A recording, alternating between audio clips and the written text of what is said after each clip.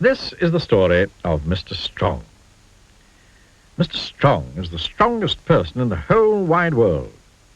The strongest person that ever has been, and probably the strongest person that ever will be. He is so strong that he can not only bend an iron bar with his bare hands, he can tie knots in it. Mr. Strong is so strong, he can throw a cannonball as far as you or I can throw a tennis ball. Mr. Strong is so strong, he can hammer nails into a wall just by tapping them with his finger. Strong by name and strong by nature. And would you like to know the secret of Mr. Strong's strength? Eggs.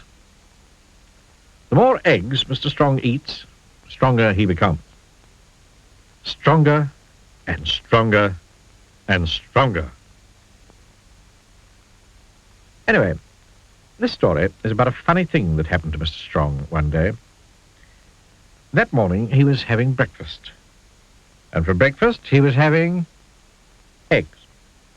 Followed by eggs. And to finish he was having, guess what? That's right, eggs. That was Mr. Strong's normal breakfast.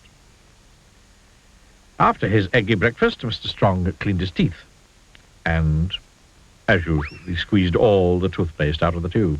And, as usual, he cleaned his teeth so hard, he broke his toothbrush. Mr. Strong gets through a lot of toothpaste and toothbrushes. After that, he decided to take a walk. Put on his hat, opened the front door of his house. What a beautiful day, he thought to himself. And stepping outside his house, he shut the front door. The door fell off its hinges. Mr. Strong gets through a lot of front doors. Then Mr. Strong went for his walk. He walked through the woods. But he wasn't looking where he was going. And walked slap bang into a huge tree. The huge tree trunk snapped, and the tree thundered to the ground. Whoops, said Mr. Strong. He walked into town.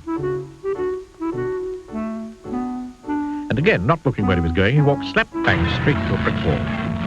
And Mr. Strong, being Mr. Strong, walked straight through that brick wall. Whoops, said Mr. Strong. Eventually, Mr. Strong walked through the town and out into the country, to a farm.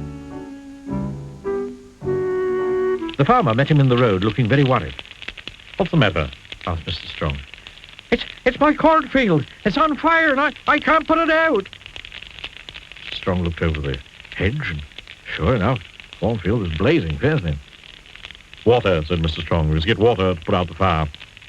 But I don't have enough water to put the whole field out, cried the worried farmer. And the nearest water's down to the river, and I don't have a pump. Then we'll have to find something to carry the water, replied Mr. Strong. Is that your barn? He asked, pointing to a barn in another field. Yes, I was going to put my corn in it, said the farmer. But can I use it? Asked Mr. Strong. Yes, but no buts. Come on. Mr. Strong walked over to the barn, and do you know what he did? He picked it up.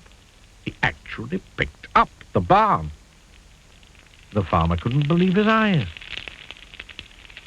Then Mr. Strong carried the barn above his head down to the river. And he turned the barn upside down. Then he lowered it into the river so that it filled up with water. Then, and this shows how strong Mr. Strong really is, he picked it up and carried it back to the blazing cornfield. Mr. Strong emptied the upside-down barn full of water over the flames. Sizzle, sizzle, sputter, sputter. 1 minute, the flames were leaping in the air. The next minute, they'd gone. However can I thank you? The farmer asked Mr. Strong. Oh, there's nothing, remarked Mr. Strong modestly.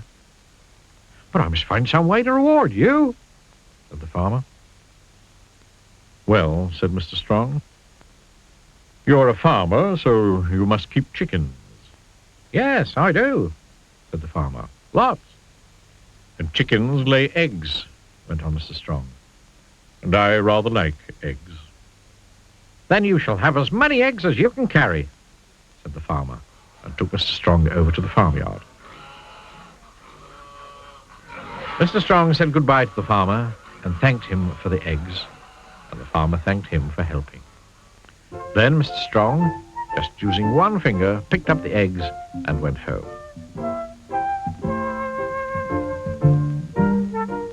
Mr. Strong put the eggs carefully down on his kitchen table and went to close the kitchen door.